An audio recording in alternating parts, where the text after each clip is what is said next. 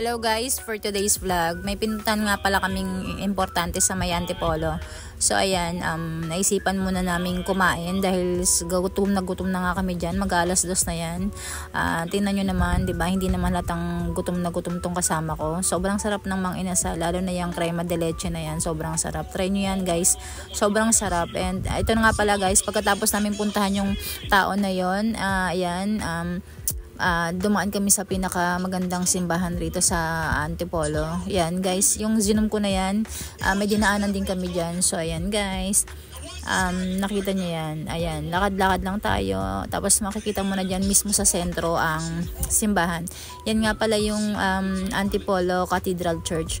Sobrang ganda niyan. At sinabihan nga pala kami ng guard, kaya bumalik kami uli dun sa pinag-anuhan namin sa tabi. Ang sabi niya, pwede naman daw i-park sa may gilid lang dito sa may simbahan. Kung may mga sasakyan kayong motor, pwede nyo ipasok. Pero dito lang naman yung sa gilid ng simbahan.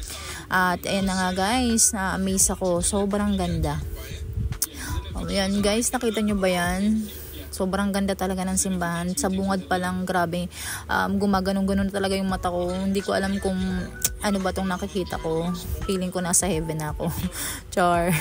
Kaya guys, ayan guys, magdadasal muna ako guys. Magdadasal muna kami at ito, huihingi kami ng pasasalamat at gabay sa ating Panginoon na lagi sana tayong ingatan at huwag sana tayong pabayaan. Ayan, pwede palang mag-picture dito sa loob guys, mag-video, pwede naman kasi may mga nakikita naman ako. So ayan, konting picture and video lang, pero pwede naman siya. Kaya ayan guys, sobrang ganda.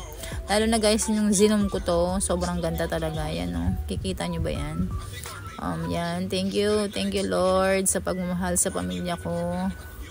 Ayan, gabayan nyo lang kami lagi Lord. At ayan, pauwi na kami dyan guys. At syempre, dahil maaga pa nga kaming nag-ikot-ikot. So ayan, umuwi na kami. Napakaganda pala ng Antipolo, napakalinis, maganda.